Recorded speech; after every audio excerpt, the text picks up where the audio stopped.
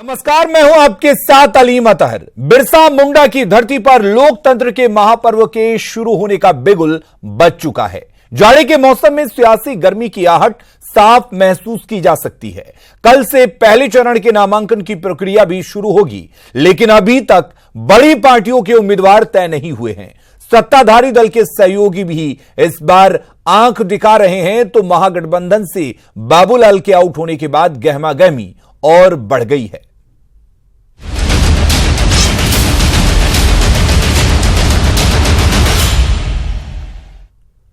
और सूत्रों के हवाले से इस वक्त की बड़ी खबर दिल्ली से, जहां महागठबंधन के भविष्य का फैसला होने वाला है। हेमंत सोरेन 2 दिन से दिल्ली में हैं, लेकिन सीट को लेकर अभी भी पेंच फंसा हुआ है। सीट बंटवारे को लेकर जेएमएम ने अपना रुख कड़ा कर दिया है। वहीं कांग्रेस जेएमएम के सामने कुछ नई शर्त लेकर सामने आई है। कांग्रेस 30 से कम सीटों पर तैयार नहीं है, वहीं जेएमएम 28 सीट से ज्यादा देने के मूड में नहीं है। हालांकि न्यूज 18 से बातचीत में कांग्रेस के झारखंड प्रभारी ने साफ किया कि बातचीत चल रही है, कोई हल जरूर निकलेगा।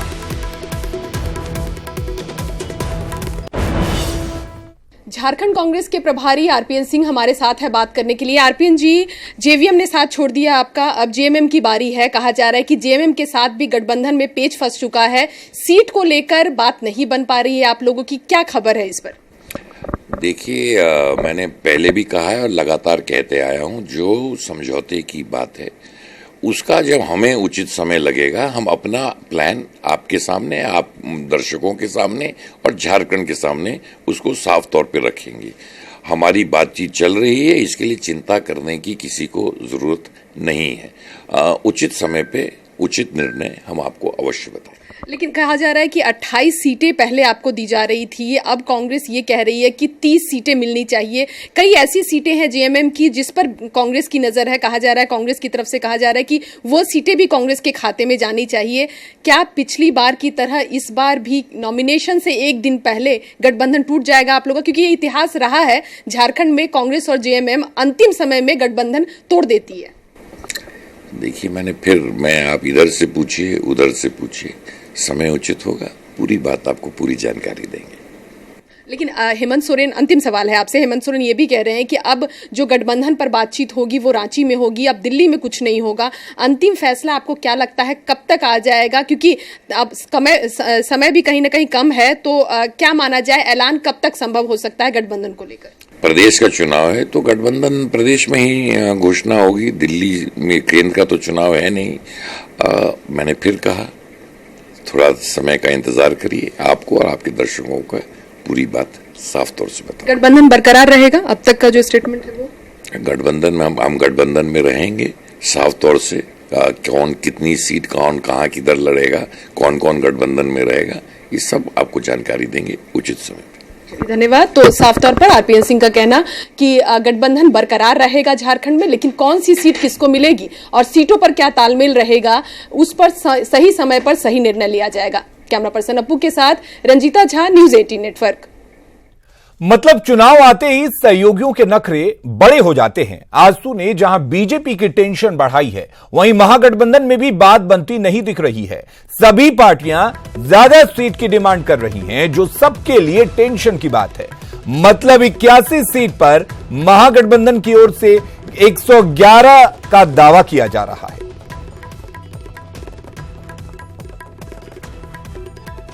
और दिल्ली से हमारे साथ इस वक्त रंजीता जुड़ी हुई हैं। रंजीता, आपने आरपीएन सिंह से बात की है। आरपीएन सिंह जल्द का दावा कर रहे हैं, लेकिन चुनाव की तारीखों की घोषणा शुरू हो चुकी है, अब भी पेंच बरकरार है। आखिर कब, कितना वक्त लगेगा पेंच सुलझने में, क्या यह बात साफ हो पा रही है?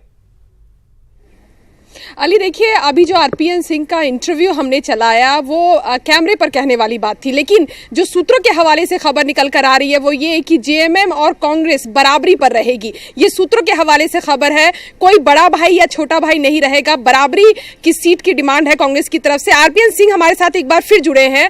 आरपीएन जी, आपने सवाल के जवाब तो दिए, लेकिन पुख्ता जवाब क्या गठबंधन को लेकर जो चीजें निकल कर आ रही है कि कांग्रेस अब शर्त ये रख रही है कि ज्यादा सीटें कांग्रेस के पास आए, किस किस तरह की तस्वीर रहेगी झारखंड में अलायंस को लेकर? देखिए, मैंने पहले भी आपको साफ तौर से आपसे बातचीत सुबह भी हुई थी और साफ तौर पे फिर से आपको कहना चाहता हूं, हमारी बातचीत हो रही है कितने सीटों पे होगी, कौन कौन इसमें क्या क्या पहलू रहेंगे, इसका हम जॉइंट जब हमारा ये समझौता का उचित समय होगा खुलासा करने का, उस समय हम बताएंगे कौन कितने सीटों पे लड़ेगा और कौन कौन क्या क्या हमारी और गठबंधन में शर्तें और मिलकर हम लोग झारखंड को कैसे और मजबूत बनाने का प्रयास करेंगे। कल स्क्रीनिंग कमेटी की बैठक आप लोगों ने रखी है, झारखंड कांग्रेस के नेता भी यहां पहुंच चुके हैं, तो कहीं ना कहीं जो तस्वीर आने वाली है उसको लेकर तैयारी भी आप लोगों ने पूरी कर ली है। क्या माना जाए, हेमंत सोरेन से किस तरह की बातचीत अभी है? क्या सोनिया गांधी से, क्योंकि वो 2 दिन से दिल्ली में है लेकिन मुलाकात अब तक सोनिया गांधी से नहीं हुई है, तो किस तरह इसको देखा जाए? नहीं, मैं समझता हूँ ये प्रदेश का चुनाव है और समझौता प्रदेश के लेवल पे ही होगा। केंद्र का जब चुनाव था तो अवश्य कांग्रेस अध्यक्ष से हेमंत सोरेन जी थे या बाबूलाल मरांडी जी थे या बाकी लोग मिले थे, क्योंकि ये प्रदेश का चुनाव है तो प्रदेश के लेवल पर ही इसको वहाँ हम लोग डिस्कस करके फाइनल कर देंगे। तो मैं नहीं समझता हूँ, और मुझसे कल से लगातार से पूछा जा रहा है कि हेमंत सोरेन जी दिल्ली में हैं, पर जहाँ तक मुझे जानकारी है वो तो झारखंड में है और दिल्ली में नहीं है। और तमाम लोगों ने कहा कि मेरी मुलाकात हो गई या ऐसी कोई बात नहीं, बातचीत हमारी जारी है और इस पे कोई भी चिंता करने की जरूरत नहीं है। हमारी बातचीत कल भी हुई, टेलीफोन पे हुई, और वो किधर हैं, दिल्ली में हैं, झारखंड में, इसकी जानकारी मुझे नहीं है, परंतु टेलीविज़न चैनलों से मैंने ज्ञान प्राप्त किया कि वो दिल्ली में हैं और किसी से मिलेंगे, इनसे मिलेंगे, उनसे मिलेंगे। हमारी बातचीत आज से लगातार लोकसभा के पहले से अच्छी बातें होते रही हैं और आज भी बातचीत सिर्फ इलेक्शन को न लेके लगातार हम उनके संपर्क में हैं, वो हमारे संपर्क में हैं, तो इस तरह की कोई बात नहीं। क्या जिस तरह से बिहार में गठबंधन की घोषणा पटना में जाकर हुई थी, क्योंकि सारी बातचीत यहाँ हो गई थी, जब विधानसभा चुनाव की बात थी तो घोषणा वहाँ हुई थी, क्या उसी तरह की तस्वीर झारखंड में भी देखने को मिलेगी? वहाँ प्रेस कॉन्फ्रेंस कर आप सीटों का ऐलान करेंगे? हाँ, हमने साफ तौर से अपने अलायंस पार्टनर से कहा है कि ज्वाइंट प्रेस कॉन्फ्रेंस होना चाहिए कि बेताबी से झारखंड के लोग, और आप लोग भी बहुत बेताब हैं अपने दर्शकों को दिखाने के लिए। चलिए, तो उम्मीद करते हैं रंजीता कि जल्द ही जेएमएम और कांग्रेस ज्वाइंट प्रेस कॉन्फ्रेंस करेंगे और सीटों को लेकर जो पेच उलझा हुआ है वो सुलझ पाएगा, क्योंकि झारखंड की जनता का हवाला जरूर राजनीतिक पार्टियां देती हैं, लेकिन सीटों का हवाला जो है वो लेकर दोनों पार्टियां उलझ जाती हैं। सभी पार्टियां आपस में उलझती नजर आ रही हैं। विधानसभा चुनाव को लेकर एनडीए के अंदर भी अब तक तस्वीर साफ नहीं हो पाई है। यह सिर्फ महागठबंधन की बात नहीं है, जबकि एनडीए की अगर बात करें तो यहां पर भी अब तक तस्वीर साफ नजर नहीं आ रही है। बीजेपी और आजसू के बीच कई सीटों पर पेच अब भी फंसा हुआ है। आजसू पार्टी पसोपेश में है। आजसू 2014 का फॉर्मूला मानने को तैयार नहीं है, जबकि बीजेपी के प्रदेश अध्यक्ष कह चुके हैं कि 2014 का फॉर्मूला ही अपनाया जाएगा।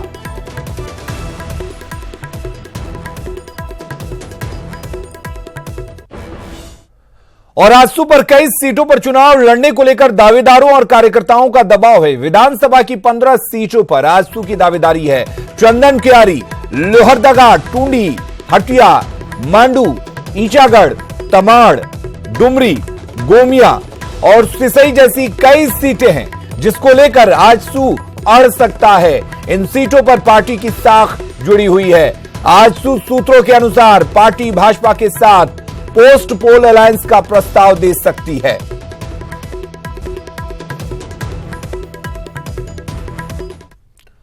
और अब आपको आजसू अध्यक्ष सुदेश महतो का एक बयान सुना रहे हैं, जो न्यूज 18 से बातचीत में उन्होंने कल दिया था। न्यूज 18 से बातचीत में सुदेश महतो ने साफ किया कि अभी कई तरह के दौर चलेंगे और पार्टी से जुड़ने वालों की तादाद बढ़ेगी। वहीं गठबंधन के मसले पर कहा कि टेबल पर बैठने के बाद ही बातचीत होगी। कई तरह के दौर चलेंगे। राज्य भर में पार्टी के साथ जुड़ने वालों की तादाद बढ़ेगी। गठबंधन के विषय को हम लोग टेबल में हल करेंगे। ऐसे ही चलते चलते कोई विचार रखा नहीं जा सकता। और आजसू के प्रेशर की इनसाइड स्टोरी यह है कि पार्टी अध्यक्ष सुदेश महतो हमेशा दिल्ली के संपर्क में रहे हैं। बीजेपी के केंद्रीय नेतृत्व से उनका संबंध अच्छा रहा है और कई मामलों में दिल्ली से मामलों को सुलझाया गया है। अभी 2019 के लोकसभा चुनाव की ही बात करें तो गिरिडीह सीट हासिल कर आजसू ने सबको चौंका दिया था। बीजेपी अपने इस सीट से सिटिंग सांसद रविंद्र पांडे का टिकट काट चुकी थी। विधानसभा चुनाव में भी आजसू बीजेपी के केंद्रीय नेतृत्व से बात कर मामला सुलझाना चाहेगा।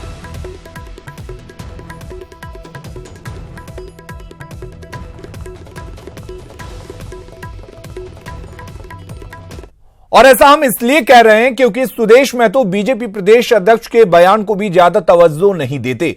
कल का ही आपको एक बयान सुनवाते हैं जिसमें सुदेश महतो ने लक्ष्मण गिलुआ के उस बयान को खारिज कर दिया जिसमें उन्होंने 2014 के फॉर्मूले पर ही सीट शेयरिंग की बात की थी। 2014 के एक बड़ी जवाबदेही पार्टी ने लिया। इस प्रदेश के अंदर जो सबसे ज्वलंत विषय उस समय 2014 में था कि राज्य को एक स्थिर सरकार मिले और पार्टी ने, हम कहेंगे कि कुर्बानी दिया इस शर्त के साथ कि पार्टी प्रदेश में एक स्थायी सरकार देगी। लेकिन ये 2014-19 में बातें नए सिरे से हमने कभी भी, देखो 19 साल से अलग अलग तरीके से हम लोग सब रिश्ते में हैं, लेकिन कभी भी लक्ष्मण भाई इस विषय के बीच में नहीं बैठे। तो मुझे उचित नहीं लगता कि लक्ष्मण भाई के किसी व्यक्तिगत विचार पर हम अपनी बात दें।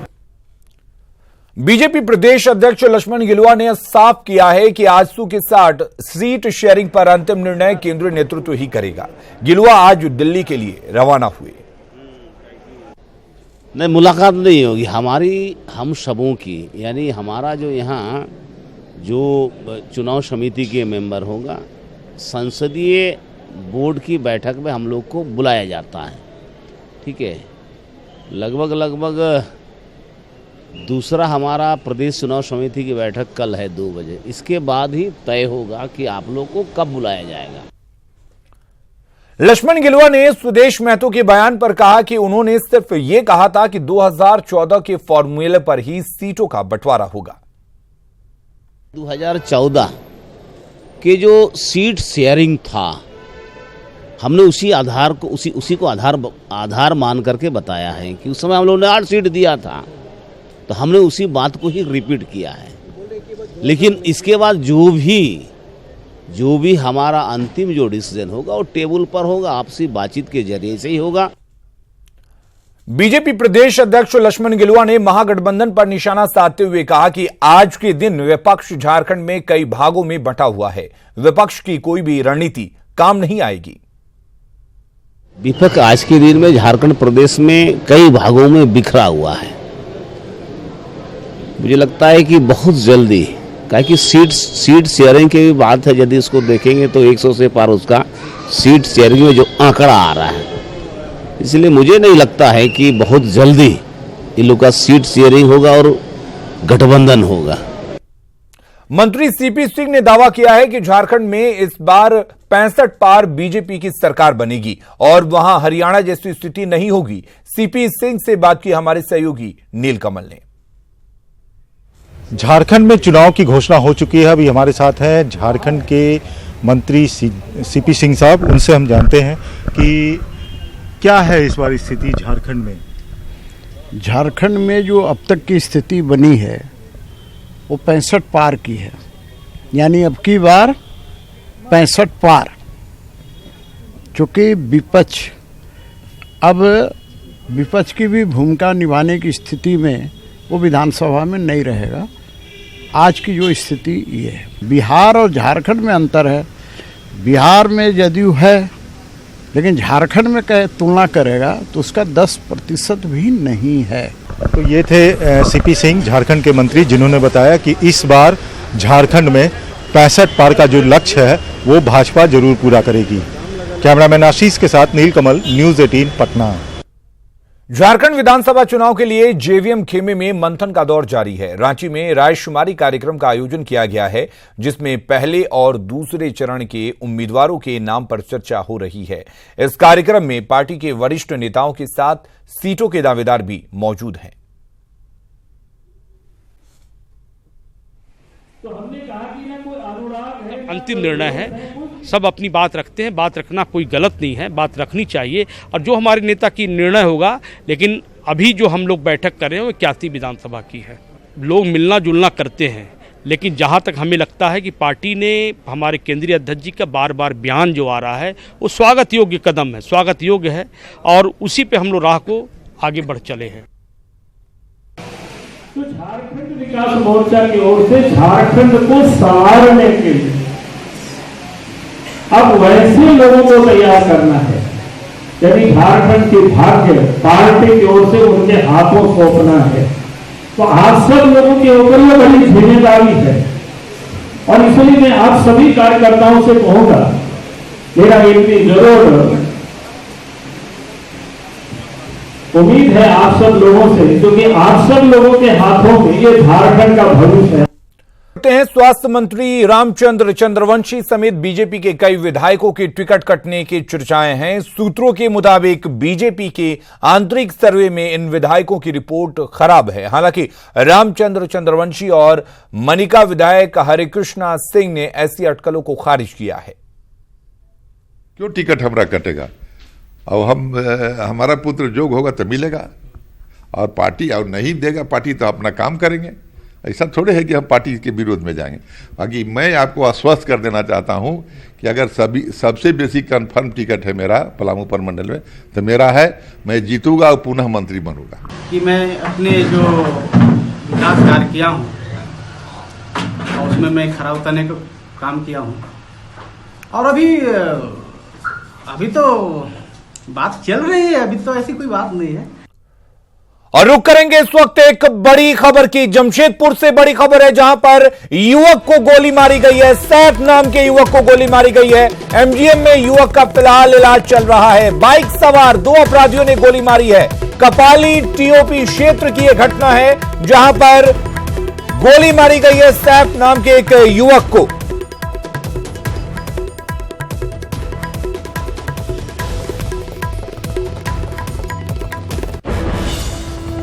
अगली खबर का रुख करते हैं। झारखंड में 5 चरणों में विधानसभा चुनाव की घोषणा हो चुकी है। राज्य में चुनाव की तैयारियों की क्या स्थिति है, इसका जायजा लेने के लिए केंद्रीय निर्वाचन आयोग की टीम 2 दिवसीय दौरे पर रांची में है। वरीय उप निर्वाचन आयुक्त उमेश सिन्हा के नेतृत्व में 3 सदस्यीय टीम पहले और दूसरे चरण की तैयारियों की आज समीक्षा कर रही है। अभी रांची में बैठक चल रही है। आयोग की टीम आज दक्षिणी छोटा नागपुर और पलामू प्रमंडल की तैयारियों का जायजा ले रही है। और राज्य में पहले चरण के चुनाव के लिए कल से अधिसूचना जारी हो जाएगी। इसके साथ ही प्रत्याशियों का नामांकन शुरू हो जाएगा। प्रत्याशी 13 नवंबर तक अपना नामांकन दाखिल कर सकते हैं। वहीं 14 नवंबर को नामांकन पत्रों की जांच होगी, जिसके बाद 30 नवंबर को वोट डाले जाएंगे। पहले चरण में चतरा, गुमला, बिशुनपुर, लोहरदगा, मनिका, लातेहार, पांकी, डाल्टनगंज, विश्रामपुर, छतरपुर, हुसैनाबाद, गढ़वा और भावनाथपुर में मतदान होना है।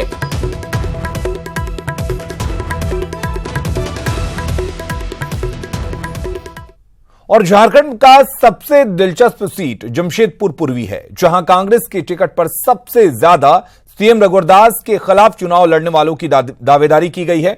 कांग्रेस भवन में पार्टी की चुनाव समिति की बैठक में टिकट दावेदारों के आवेदनों की स्क्रीनिंग की गई, जिसमें जमशेदपुर पूर्वी से 25 कांग्रेसियों ने आवेदन देकर चुनाव लड़ने की इच्छा जताई। रघुवर के खिलाफ कांग्रेस में कई दावेदार। जमशेदपुर पूर्वी सीट के लिए होड़। कांग्रेस के 25 नेताओं ने दिया आवेदन।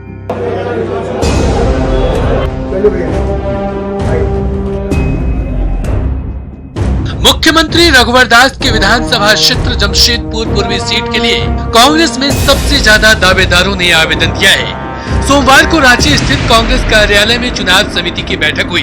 बैठक में सूबे की सभी 81 सीटों पर 3-3 प्रत्याशियों के नाम का चयन किया गया। करीब 5 घंटे तक चली इस मैराथन बैठक में वर्तमान कांग्रेस विधायकों की पीसीसी ने टिकट देने का भरोसा दिया। एप्लीकेशंस आए थे, उन सभी नामों पर चर्चा की और अधिकतर सीटों में 3 नामों पर सहमति बनी। कहीं कहीं 4 नाम भी आए। इसको हम लोग हाईकमान को सौंपेंगे। हम लोग ने हर एक सीट पर चर्चा की है, 1 से लेकर 81 सीट पर। कहीं कहीं पर 25 से 30 लोगों का भी नाम आया, उसमें थोड़ा डिस्कशन में देर हुआ कि कौन लोगों को पैनल में नाम भेजा जाए, कौन लड़ सकता है। इसलिए कांग्रेस पार्टी चुनाव के लिए तैयार है, गठबंधन की बात चल रही है और वो भी हमको लगता है कि बहुत जल्दी अनाउंस हो जाए। अधिकांश विधानसभा क्षेत्र में जहां 10 से 15 की संख्या में टिकट पाने वालों का आवेदन कांग्रेस को मिला था, वहीं मुख्यमंत्री रघुवर दास की सीट पूर्वी जमशेदपुर के लिए 25 दावेदारों ने आवेदन पार्टी को दिया था। पिछली बार तो उम्मीदवार नहीं मिलता था, अभी तो 81 सीटों पर 10-10 उम्मीदवार हैं। तो ये कहीं ना कहीं कांग्रेस पार्टी का ग्राफ मजबूत हुआ है। हरियाणा और महाराष्ट्र चुनाव देखते हुए काफ़ी संख्या में हमें लगता है कि दावेदारी नहीं, जनता का भी जो रुझान है कांग्रेस के प्रति बढ़ा है। और दूसरी बात, सबसे चौंकाने वाला बात यह है कि रघुवर दास की सीट पर 25 कैंडिडेट ने अपना आवेदन दिया है और मजबूत कैंडिडेट ने। एक अच्छी परंपरा शुरू हुई है कि एक एक सीट पर बातचीत हुई है और हर उम्मीदवार के मेरिट पे बातचीत हुई और हमको लगता है कि अच्छा प्रयास हम ये कहें कि हुआ है। पहले ऐसा होता था कि नहीं, हम लोग सीधे आलाकमान को दे देते, मगर ये बात हुई कि नहीं, आलाकमान को भी देने के लिए कुछ तो होमवर्क करके हम लोग दें। पीसीसी से अनुशंसा भेजे जाने के बाद अब सबकी नजरें दिल्ली में होने वाली स्क्रीनिंग कमेटी की बैठक पर टिकी है। इस बैठक में उम्मीदवारों के नाम का फाइनल सिलेक्शन होगा और फिर उसकी घोषणा की जाएगी। कांग्रेस को उम्मीद है कि स्क्रीनिंग कमेटी की बैठक से पहले सीट शेयरिंग का मुद्दा महागठबंधन में सुलझ जाएगा। भुवन किशोर झा, न्यूज़ 18, रांची। और रुक करेंगे इस वक्त एक बड़ी खबर की। एलजेपी के राष्ट्रीय अध्यक्ष बने हैं चिराग पासवान। पिता रामविलास पासवान की जगह ली है। 19 साल बाद एलजेपी को नया अध्यक्ष मिला है और चिराग पासवान को लोक जनशक्ति पार्टी के राष्ट्रीय अध्यक्ष की कमान सौंपी गई है। तो बड़ी खबर आपको बता दें, चिराग पासवान को अब पिता रामविलास पासवान की कुर्सी मिली है, यानी कि अब लोक जनशक्ति पार्टी के राष्ट्रीय अध्यक्ष होंगे चिराग पासवान। साथियों, जैसा कि आप लोग बहुत दिन से प्रतीक्षा में भी थे और हमेशा क्या आवाज, माइक का वॉल्यूम इधर।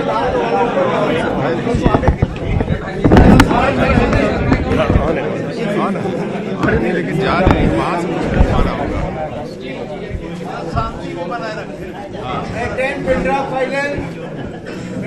साथियों, जैसा कि आप लोग हमेशा पूछते रहते थे, जब से मैंने घोषणा किया था कि पार्टी का अगला कार्यभार चिराग का संभालेंगे अध्यक्ष के रूप में, तो हमेशा पूछते थे कि कब होगा। और पिछली बार हमने प्रेस कॉन्फ्रेंस किया था तो हमने कहा था कि 5 तारीख को जो है 5 नवंबर को राष्ट्रीय कार्यकारिणी की बैठक होगी और उसमें अगले प्रेसिडेंट के रूप में जो है का कौन होगा इसका फैसला किया जाएगा। और उसके मुताबिक जो है, जो हमारे जितने मान लेते हैं कि नेशनल पदाधिकारी हैं, जानते ही हैं, तो सब लोगों का, खालिद साहब, सब लोगों का नाम आप जानते हैं। और पार्टी के क्या कहते हैं कि सांसद क्या कहते हैं कि जो हमारे 6 सांसद, हम तो प्रेसिडेंट हैं, तो हमारा 6 सांसद जो है पशुपति कुमार पारस जी हैं, जो दलित सेना के राष्ट्रीय अध्यक्ष हैं। उसके बाद जो है चिराग हो गए, महबूब अली कैसर हो गए। और सबसे बड़ी बात है कि आप लोगों को जानते भी हैं लेकिन पहचानते भी हैं, लेकिन एक बार फिर से हम परिचय दिलवा देंगे। अब आज हम लोगों ने शोक सभा का पहले आयोजन किया। पारस रामचंद्र जो है हम लोगों के बीच में नहीं हैं और सबसे हमारे प्यारे हमारे भाई थे और इनका अभाव हमेशा। गेट बंद करो ना। हाँ, तो अब आ रही है। तो सभी हमारे क्या कहते हैं कि जितने हमारे सांसद क्या कहते हैं कि पशुपति कुमार पारस दलित सेना के राष्ट्रीय अध्यक्ष भी हैं, चिराग क्या कहते हैं कि हैं, और सब ये महबूब अली कैसर जी हैं जो 2 टर्म से क्या कहते हैं कि अपने सांसद हैं। एलजेपी से बीना देवी जी हैं क्या कहते हैं कि जो हम लोग वैशाली से क्या कहते हैं कि सांसद हैं। और चंदन कहाँ है? चंदन तुम्हारा शादी हुआ है कि नहीं हुआ है? और खबरों का सिलसिला लगातार जारी है, बने रहिए हमारे साथ।